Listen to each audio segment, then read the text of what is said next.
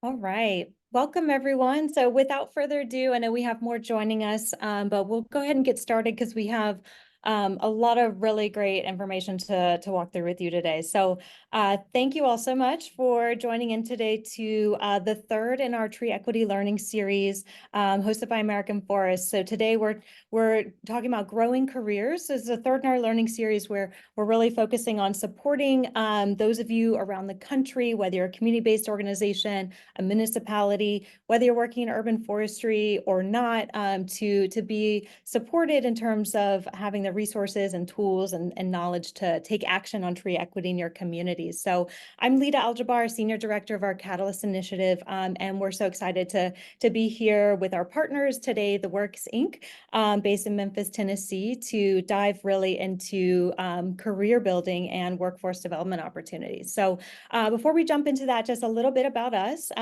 American Forest has been committed to forest conservation in both large landscapes and urban communities across the country throughout our 150-year history. Our policy team has worked really closely with the U.S. Forest Service and a coalition of partners to help unlock an unprecedented $1.5 billion for urban and community forestry. And we know many of you may be recipients of that funding for projects within your own communities. You may be working with us through that, or you're simply here because you're learning about tree equity, you're looking to get some programs or more resources supported, started within your community. So that's what we like to hear because that's how we like to support you. So I'm really excited to see already we've got over 35 folks from across the country, cities of all sizes, community-based organizations, national nonprofits. We see all shapes and sizes of organizations here. And so, yeah, we're excited to continue partnering with you after today's workshop even. So let's get started. Next slide. So just a bit about this series. This is the third in our series. And through this learning series, we're really here to provide, like I said, each of you with the resources that you need to catalyze tree equity in your cities, continuing today with workforce development. So we're bringing in voices from across the country and across disciplines to showcase that innovative work, tree equity work in action in places and communities. And then lastly, but most importantly, we really want to learn more about you. So what needs do you have to take action on tree equity? What are your barriers to success? Or what are you really thriving at? And how can we share that within this greater community? So in our first two sessions, we introduced the powerful and free to use tree equity score tool and how it can really drive equitable decision-making about where, when, and with whom you may focus your planting and urban forestry efforts for highest need communities. We shared case studies and resources and community-centered engagement at our last webinar with our partner Keep Indianapolis Beautiful. And today we're going to dive into the very people-centered and economic equity imperative of building diverse and supported workforce in urban forestry. Next slide. So today we have a really incredible panel of experts in both urban forestry and workforce development, community engagement, and so both from American Forest and our partners at the Works Inc. So my colleague Hannah will overview some trends, challenges, and solutions to building a diverse urban forestry workforce from a systems view, including American Forest's own programs and offerings. Eric and Kayla are partners at the Works Inc., a community development organization in Memphis, Tennessee, are going to walk us through their approach and learnings from launching a brand new, really successful workforce development program in urban forestry in their community in Memphis. And we'll be joined on our panel today by my colleague Tia Washington, who leads our organization's direct placement program. And myself, I'll be moderating that Q&A. So really, that's kind of toward the end, you'll hear a bit from us and the team here on this exciting work, but at the end, we're saving plenty of time to hear from you. So we'll close this with a panel discussion, taking your questions and engaging in that conversation. So just a quick logistic note on that. We'll take your questions throughout the presentation. Just submit them through the Q&A feature on the bottom of your screen. It's a little chat bubble and says Q&A. Submit your questions there at any time, and we'll be taking them at the end for the panel to discuss. So with that, I'll go ahead and turn this over to Hannah. All right, great. Thanks so much, Lita. So hi, everyone. My name is Hannah Gregory, Senior Manager of Career Pathways here at American Forest. My role really focuses on the Tree Equity Workforce Network, which I'll talk a little bit more about shortly. But before we get into what we do, I'd love to first do a little context setting about why American Forest is investing in urban forestry workforce development and how it fits into the broader tree equity mission. So as you can see here, one of the challenges that we're facing right now is an employment gap in the urban forestry field. So there's simply just not enough people to plant and maintain our nation's urban tree canopies. So this survey really highlights this problem. It was conducted by TCIA, where they saw that the biggest issue facing tree care companies right now is finding qualified employees. So there are some limitations with this. It was published in January 2021, which means the collection period was in late 2020. So, you think about unemployment benefits and, pre-vaccine, but in our conversations with a lot of tree care employers and a lot of folks working in the urban forestry field, anecdotally, we know that finding qualified employees is still a major concern. So we're solving these problems and we see them as twofold in both urban forestry and jobs and green infrastructure. First off, at a systems level, we need a qualified workforce necessary for achieving tree equity, which is, the way we invest in communities with the most need by growing trees, creating jobs, and implementing just policies, which is to say that if we don't have the workforce to plant and maintain trees, we will not achieve tree equity. And we also see this at the individual level too, that we want to support unemployed, underemployed individuals who have been systematically excluded from economic opportunity with jobs that come with above average wages, lots of training, large municipal sectors, which oftentimes comes with union representation as well. So if we break this down a little bit further through our work, we are trying to solve problems related to awareness and recruitment pipelines in urban forestry, representation, and of course, equity.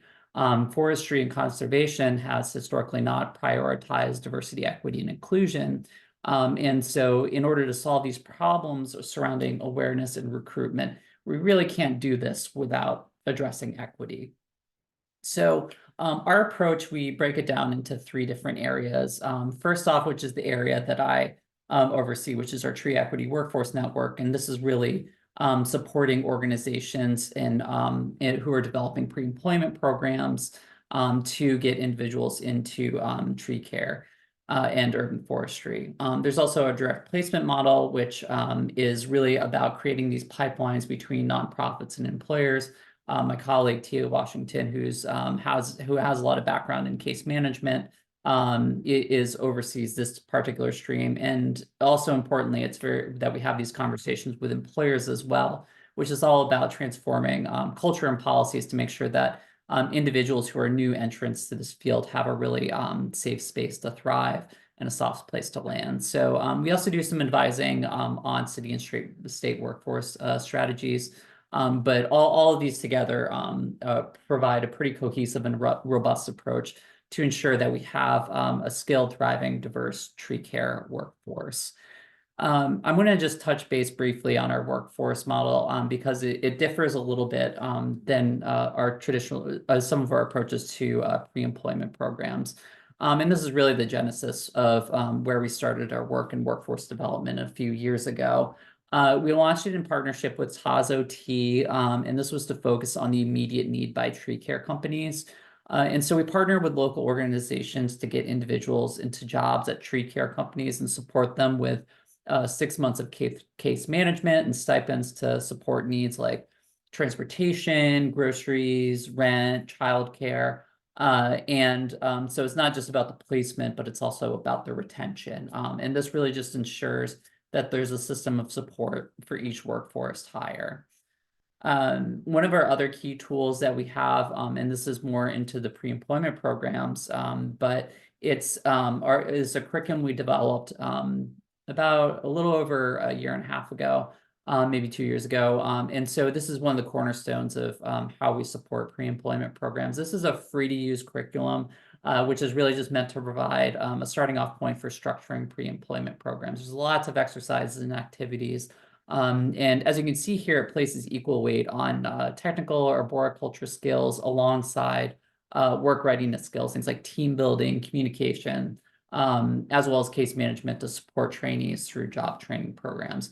Really, it's like I said, it's free, so I encourage you to download it, check it out, and reach out if you have any questions about it. So the Tree Equity Workforce Network, we launched in late 2022, and it's grown to over 100 members across the country.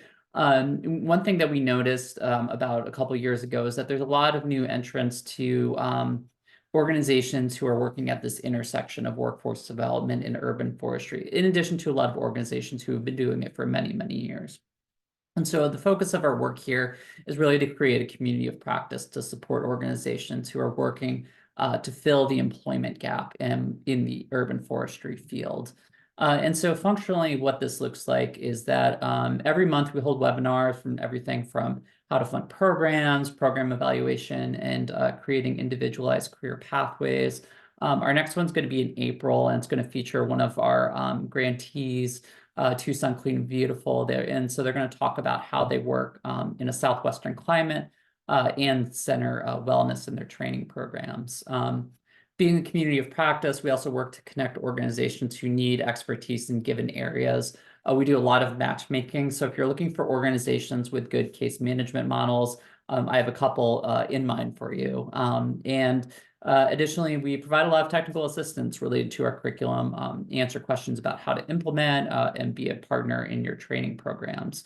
We'll be dropping a link a little bit later, and this is a free to sign up. You'll see a place where to create a profile. And so if you want to start receiving our newsletters and being in the loop about all the various activities that we do as part of the Tree Equity Workforce Network, please fill out that profile and also reach out if you have any questions as well.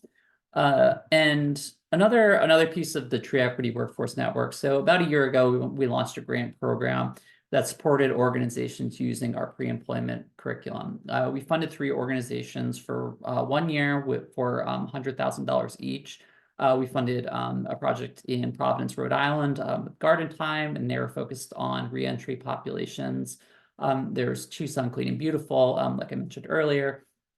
They focus on a Southwestern climate and opportunity youth. And of course, you'll be hearing from the works today who focuses not just on tree care, but urban wood, native tree nurseries. And I really just have to say it's been a pleasure working with them and learning from them.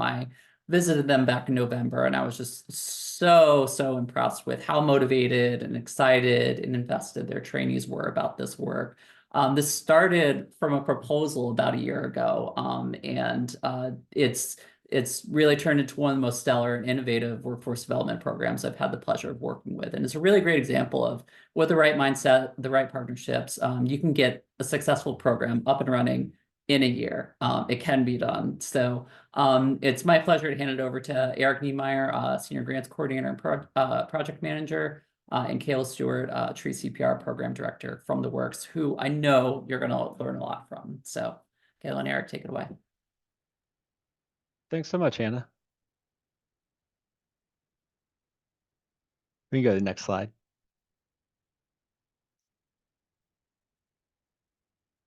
I'm Eric Niemeyer with The Works Incorporated, and I just want to start by giving a kind of very basic idea of who The Works is. We're a nonprofit community development corporation from Memphis, Tennessee. We started out in the mid-90s, and like a lot of other CDCs in the mid-90s, our focus was solely on quality, affordable, single-family housing. And over the years, we realized that you can't really address housing issues without addressing a lot of other issues. So we have branched out, and we've branched out into multifamily housing and commercial development, as well as food programs and mobility programs, and public space and placemaking efforts, and all sorts of other things, and have also grown from working solely in the neighborhood of South Memphis to working, kind of wherever we can be useful throughout the greater Memphis community. And our newest arm of work is our sustainable initiatives, and that led us in this direction. We've opened a nonprofit native plant nursery called Memphis Native Tree Works, and we have a biomass campus called Memphis Urban Wood, and we also have a couple of small scale urban agriculture produce farms. And as we've kind of grown into this space and been working in it, we had the good fortune of running into Kayla Stewart at Tennessee Urban Forestry Council conference. And we simultaneously learned about this American Forest opportunity that Hannah mentioned earlier to fund workforce development in the tree world. And it all just made too much sense for us to not pursue it. Next slide.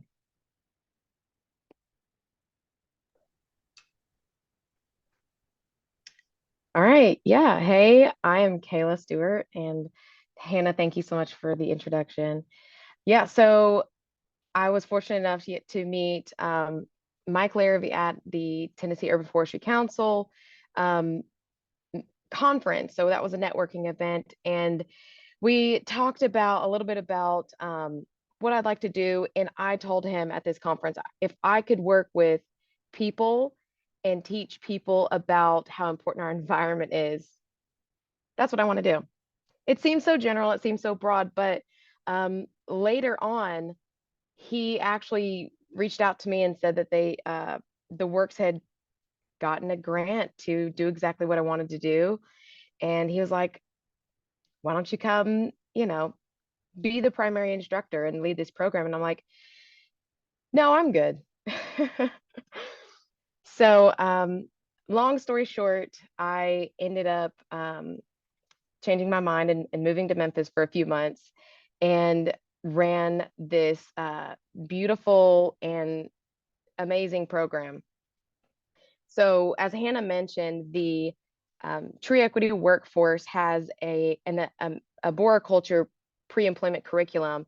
So when I'm thinking about building our own program in Memphis, I gleaned heavily from that, which is an excellent resource if you all haven't already looked into that. But we needed to take an approach that was suitable for Memphis. So tree CPR, as has been said before, stands for to care, preserve, and regenerate. And that's not just for the urban canopy or not just for trees, but it is for the individuals who are coming into this program. So we took that same approach with our curriculum, attending our lectures, and with the people we were able to reach. And, with the works having such a well integrated network in the Memphis community, and me having a lot of industry professionals, those contacts, the partnership just ended up being really great. And we'll get more into that. So next slide, please. So we developed a program that did include arboriculture, but we also needed to expand because Memphis is very unique. And the works has opportunities in tree nurseries, urban agriculture, land restoration, urban wood reuse, and more. So in the very early planning stages, Eric and Mike, we were talking about the contract and just going over what American Forest was wanting us to do.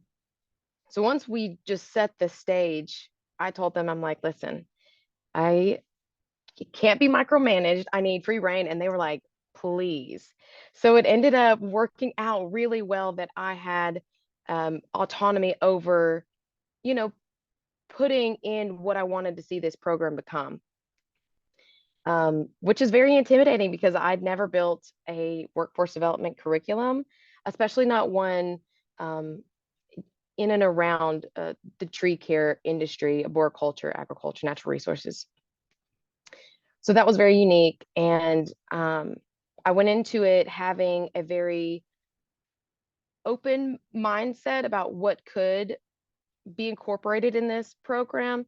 But I knew, as far as my personal beliefs going in, that I would need to lead with a very structured sense of empathy, because I both come from and have worked with at-risk populations in the past. And so I knew how important it would be to have structure, but to also give grace and be kind.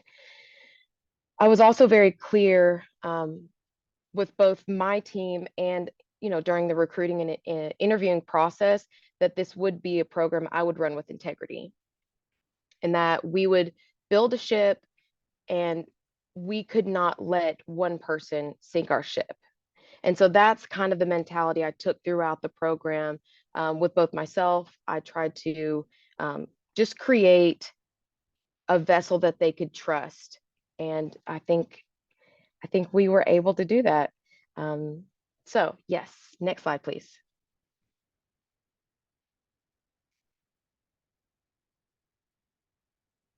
The Works Inc. has been working in Memphis, as I mentioned, since the mid '90s, and we are a Black woman-led organization. All of the neighborhoods that we work in are, I mean, at least 95% African American, because it's Memphis, Tennessee, and it's the U.S., and those are the neighborhoods that have the most need. And so we have a history of engagement and partnership in the neighborhoods and with the populations that we were trying to work with in this program. And we were able to, as we thought about recruiting for this program, we were able to partner with the library system, with other community-based organizations in town that we already have relationships with. And these are just a couple pictures of things that we've done, but we've created a couple of neighborhood plans that where we were doing lots of very intense community engagement. We have our farmers market. We organize community events, and so in this in all of this, actually, next slide. So we kind of took our experience there and took it into how we went about recruiting for this program, leaning on our pre-existing community network and those neighborhood institutions with which we already had familiarity, and ourselves being one of those neighborhood institutions.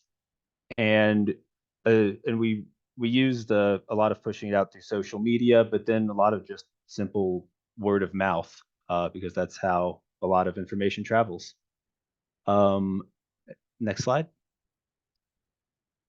And so, I mean, one of the things that we really focused on was, advertising the fact that it's a paid position, and recognizing that that's really important for this kind of work. That we're not trying to target a population that can afford to pay for training, or they can afford to engage in a curriculum where they're not getting paid at all the whole time. It it works in it works in some kind of workforce development, but it doesn't work in the kind of workforce development that we were looking to do. Um, and in talking to some of our friends around town who do similar-ish work, we really learned about the importance of a quick turnaround. That for the population that we're trying to target, you don't put this out 3 months in advance and say, hey, we'll get back to you in a month, and then you'll start 2 months after that. That you have to be a lot more responsive. You have to have a much quicker turnaround time than that, so that if somebody's ready for this now, then you need to get them in now. So we had a turnaround time of something like 2 weeks, I think, from you know interviewing to actually starting the program. Everybody, all of our everybody in the program was a resident of a CJST community, especially the North Memphis Klondike community. That's a community that we do a lot of work in, and also it's where we had our headquarters, where we had our classroom for this program. So that was a community that we recruited in more heavily than others. And we got a total of 64 applicants. Kayla and Mike conducted 42 interviews, and we picked 12 people who seemed ready for the opportunity, and went from there. Next slide, please. Yes. So once we got through actually, I do want to back up just a moment. Not in the slides, but 2 slides previously, there was a Facebook post, and I'm not a social media guru, but to speak on Eric's, how powerful it is to recruit via word of mouth and through social media, that one post got shared over 440 times, which, I mean, I think it's like kind of viral. I'm not sure if anybody else feels that way, but it is so incredible that people on this platform knew that this would be a meaningful program and shared it and continue to share it and continued. So um, even after we posted that it was closed, because I had my contact information up there, I continued to get emails and phone calls and just people wanting to be a part of this program. So the further you can spread the message of what you're trying to do in this sense has been greatly impactful for our program. So the curriculum, again, it was no easy task, but I really did love it because I was able to breathe my own sense of life into it. So we initially started with an 8-week program, and we upgraded to it being 9 weeks so that we could incorporate some networking opportunities, which ended up being really meaningful to our cohort. That also brings up the fact that if any of you all on this webinar are building your own curriculums or gleaning from, leave room for organic opportunities, because those are sometimes the most enriching opportunities. When you have an opportunity in real time to do something that your cohort can be excited about or engage in another way, it just proved to be very, very really good, for lack of better words. It was really good that we left that space in our curriculum. And so we put about a 50-50 classroom to field time cap on where we spent our time every day. So it wasn't like a week in the classroom, a week in the field. It was, we'd start our day off in the classroom, we'd check and make sure everybody was fed, we go outside and exercise, walk the block, come in for an hour to do learning. And so we were not sedentary, and we didn't have that sterilization to our curriculum that often these higher learning institutions have. So going forward, once we got our cohort in and engaged, we had incredible guest lectures that some were planned ahead of time, like Mike Larrabee is a geologist, and Mike Bourne, he is like a wood technologist who works with Taylor Guitars and Fender to use urban wood for their manufacturing. So thankfully I had, this great network at my disposal, but we also had people from within the community that would reach out and want to come and talk to our cohort. So and I'm sorry, we also had a lot of soft skills. Nutrition literacy was probably something that we started early on with throughout the program, and I didn't think it would take and be such an integral piece, but it really was. The cooking class, so having them be hands-on and using real herbs, real better oils, and making healthier meals, and learning how to read a nutrition label, you wouldn't think would be interesting. Every time they go to the gas station, Kayla, or they call me Kay, look, I'm less sugar in this one, less carbs, or higher, more vitamins in it. So the things that I didn't think would take as well as they did, I'm learning to now incorporate more into future cohort and curriculums. Next slide, please. So CPR engagement, and we're actually outside of the Works building right across from St. Jude Hospital, and Wes Hopper was the arborist that we had throughout our entire program that taught us things like how to tie our knots and how to get into your harness securely, some chainsaw safety courses, and some other, just really integral pieces to the arboriculture side of the curriculum. But again, we had that structure and balance. So we would do this heavy learning portion of our day, and then we might have a financial literacy class, which was extremely helpful and kept them engaged in different ways. Using different parts of their brain and their vocabulary was, I think, really important to kind of keep them engaged and motivated to learn. So we also learned different skills like urban farming, again, cooking classes, tree ID, financial literacy. We actually, again, in real time had an opportunity to go see sheep and goats regrazing an urban plot of land to eat down on kudzu and some other invasives. And one of our cohort members actually ended up getting a job after the program with that company because he was really engaged and loved the husbandry side of agriculture. But having those hands-on skills training and making it accessible in learning styles was imperative. Literacy rates and also the comprehension rates, we didn't use standardized testing to gauge them, but just from interactions, I knew that there were going to be some challenges. So I made some adjustments and it reflected well, I think, with the cohort. We also had partners in the community like the National Hardwood Lumber Association, Classic American Hardwood, some tree care companies, and arborists around to also help engage the cohort. So next slide. So Kayla's mentioned a number of these kind of wraparound services opportunities. The cooking class there with Karen, who's on work staff, who is our food programs coordinator.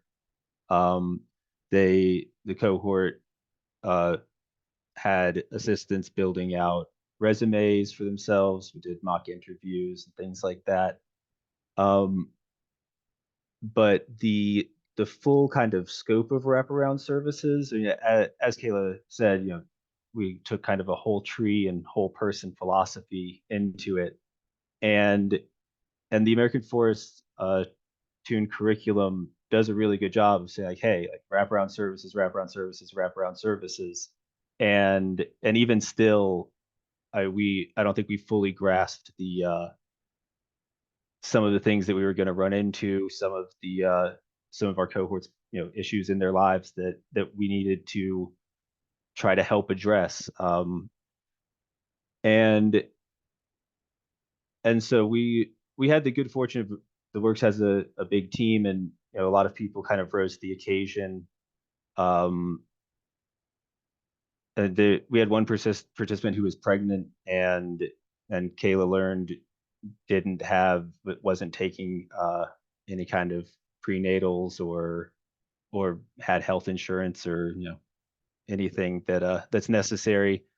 And like Mike dropped what he was doing and ran out and got her a couple months of prenatals to finish out her pregnancy. But it's just when you're working with this population, you're going to run into issues that you didn't see coming.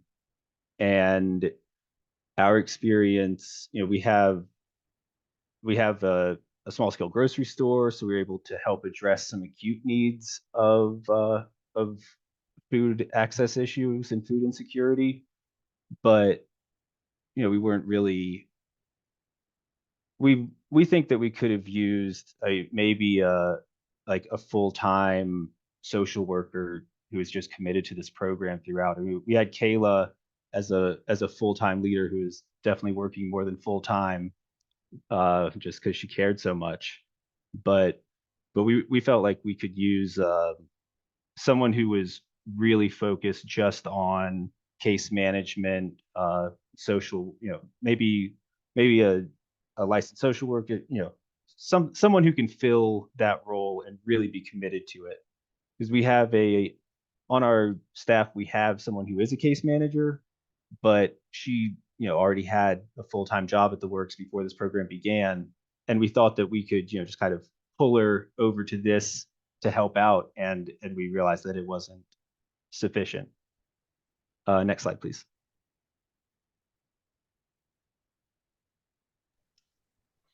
Yes. So our participants, we had, every time I see their faces, all right, I gotta stop, because I just am so happy to see us all doing great, environmentally active work.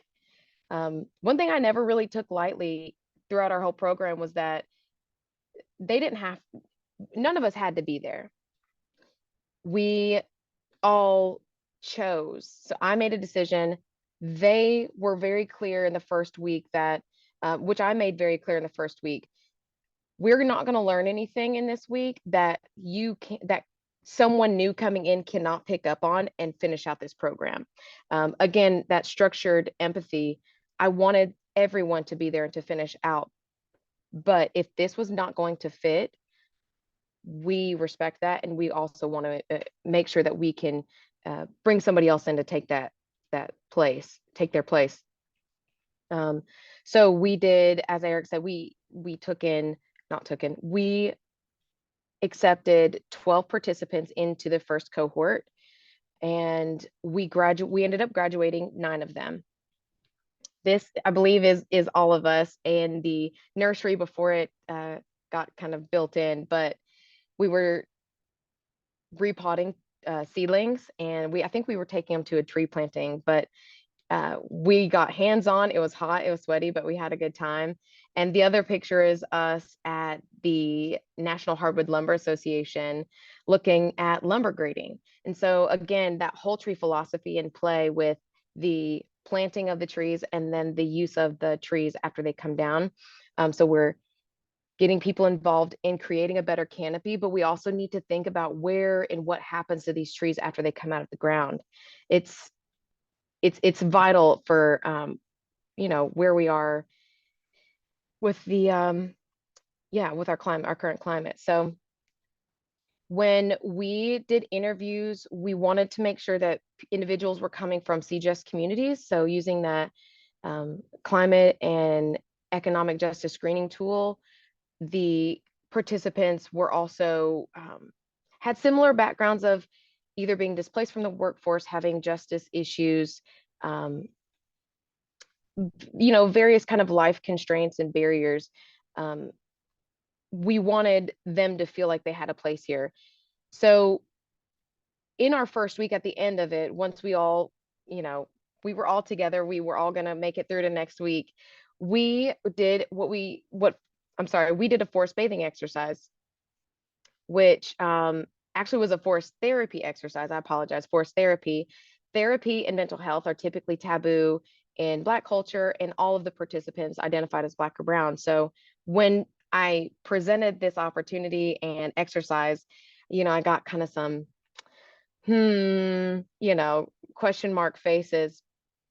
But doing that exercise in the first week was the best thing we could have done for our group. We had someone that led us through an urban wilderness area, an urban park.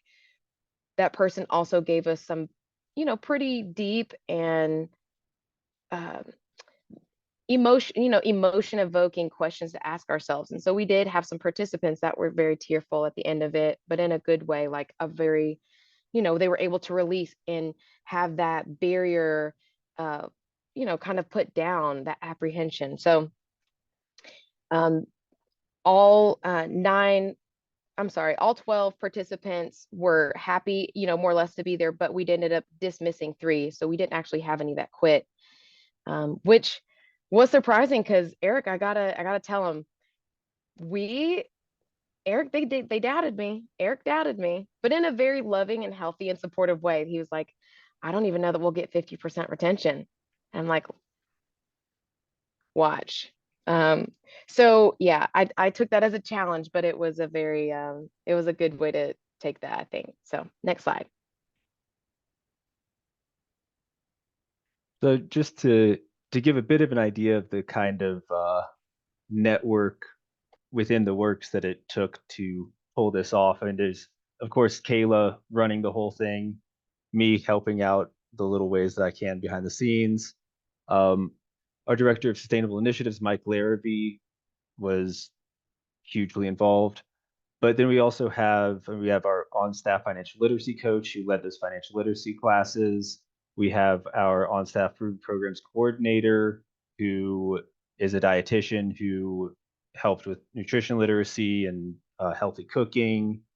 We had uh, Wes Hopper, who Kayla pointed out earlier, who is an ISA certified arborist and is also like the guy in the region. He's trained like anybody who's a halfway decent arborist in or around Memphis has been trained by Wes.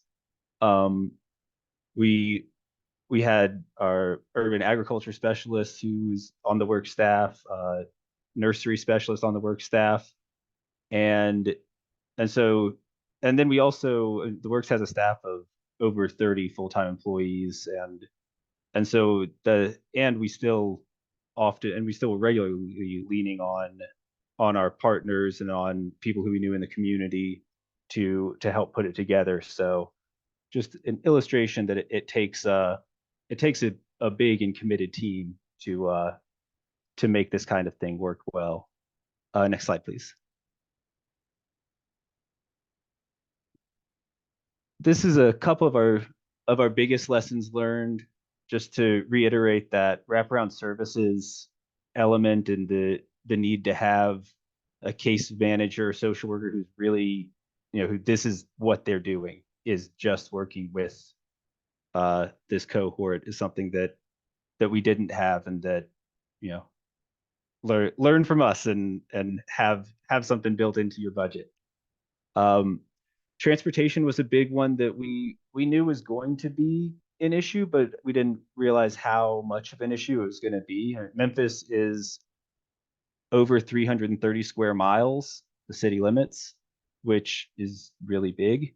But it's not a huge city. It's not dense. And like any post World War II city in the US, the public transportation system is not it's not going to fill in all the gaps that people are going to be experiencing. And and so Kayla spent a lot of time driving around and getting people to and from places. We rented a passenger van, and that was perfect for once people get to the meetup spot in North Memphis. Then we can drive around in the passenger van to field trips and all the things that we want to do that day. But getting to and from that location wasn't easy for everybody. And so we, going forward, there's an organization in Memphis called My City Rides that does workforce-based moped transportation. They're a nonprofit here in town, and so we're partnering with them going forward with this kind of work. And I might really encourage anyone interested in this to try out, to try to find someone who can do that as well. Food insecurity we mentioned, job placement. It's all about partnerships and about timing, and seeing when people want to be hiring in your community. And then in terms of safety, obviously when you're working with chainsaws and all of those types of things, you want to have first aid stuff ready and know what you're doing on that front. But also, I mean, drug abuse and drug dependency are very real issues. And you can have a drug-free workplace all you want. You should probably still pack some Narcan with you and stuff like that, just in case. Next slide, please. So I previously just talked about extending our 8-week program to 9-week for networking opportunities. So we did get to attend Tennessee Urban Forestry Council Conference and the Tree Care Industry Expo. Yeah, so next slide, please. And then again, being in the wild, in the urban wilderness, or in the canopy, working with trees and outdoors can be a large barrier to break down. But through recreational activities like camping, hiking, and really just being comfortable with each other outside really helped us and the cohort, all of us together, get through those, like, oh, I'm afraid of bugs, or I don't want to get dirty, get through those barriers and really just engage. So we were, these are pictures of us camping overnight. Some of them had never even put up a tent before. So we had a great time recreating outdoors. Next slide, please. Awesome. Thank you all. you. Awesome. Thank you so much, Kayla, Eric, Hannah. What an incredible presentation. We have so many questions in the chat, so I'm glad we have a bit of time to dig into them.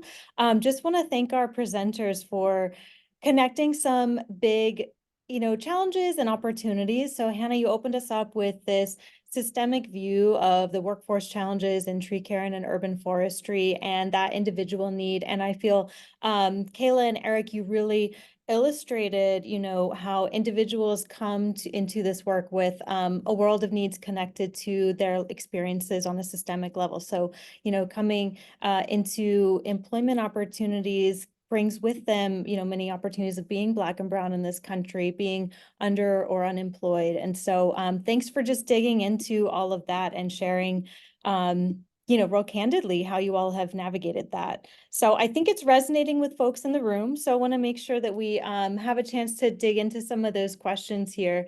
So we'll start off here. We have a couple of questions for you all at the Works, Kayla and Eric. So question from Sarah, can you talk a little bit more about the soft skills that you teach during the tree CPR curriculum?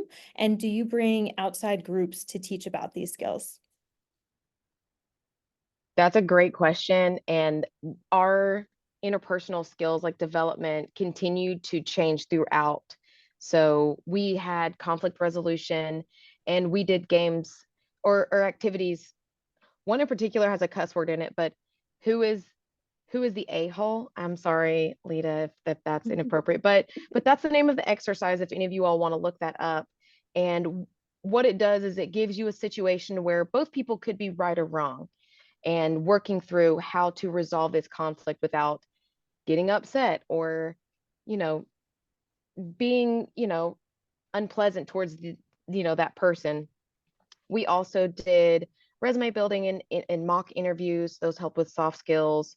And I also had them do a public speaking presentation. And so when we did our entomology and plant pathology is the fancy word, but our insects um, lesson, they were responsible to present to our classroom. And so kind of having them present worked on some of those confidence and language, how they speak. Some people are not proud of it or they don't think they speak well. And so really encouraging them to get out there and use these skills and support them while they're trying new things were some of the things that we did. I hope that answers the question. Yeah. Yeah. Thanks for that detail. Super helpful. Thanks, Kayla. The next question is a little bit related from Rudy. We've got a question. Do folks have any insight on how to address comprehensive wraparound services when your organization is based in tree work with workforce development representing only a piece of the work? So Rudy goes on to share, a little bit around, what that's like. Funding and capacity are often limiting if your organization isn't a social service-based organization. So maybe we'll hear Kayla or Eric, if you want to kick us off, and then Tia, you do quite a bit of work with different kinds of organizations building out workforce development programs. So we'd love to hear from each of you. Yeah, I was actually going to say Tia is probably the best person to answer this. The works, I guess I just have a bit of trouble putting myself into the shoes of the question because the works is kind of a holistic, community-based organization. But I have a suspicion that Tia has a good answer. Yeah, thank you, Eric. So it's very important to lean on other organizations that are in your area. So, for example, you may have an urban league or an actual workforce development nonprofit organization that is already doing the work, and it can be a collaborative effort. So not only are you doing the work and getting it completed, but you're also working with another nonprofit organization to help with their mission and their goals.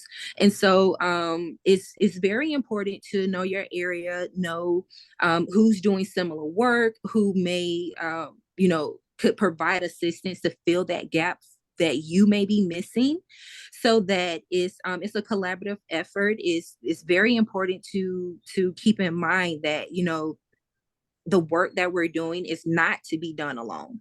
So as long as you lean on your resources, it definitely can strengthen and also meet the mission of both organizations.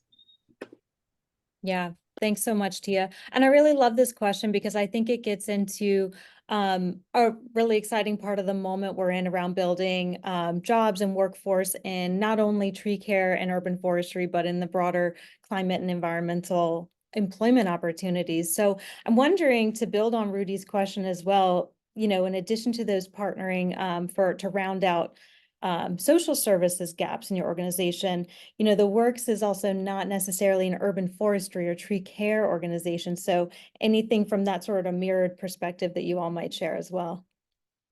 Yeah. Well, I mean, exactly in line with what Tia said, it's all about partnerships and relationships in your community. The Works is on our tree board at the city, which is a toothless organization, but is a cool organization of people who care a lot about urban trees. And also through our urban wood biomass campus, we have relationships with a number of the arboricultural companies in town. So I really think it is just all about collaboration. No one organization can do all of the things that you need to do if you want to do something meaningful in this realm. I think it takes a lot of people and it takes a lot of organizations. So I think it's important to identify who it is in your community that's already doing certain things and team up with them, because a lot of the times it's not, there's often someone already doing what you're looking for. And if you can find them, and they usually want to team up because they want to do good work too. Great. Great point.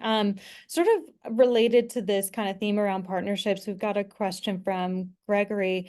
He's curious about employer partnerships, so partnerships with the employers, and where things may stand for placement, and if folks in your program were placed with retention there.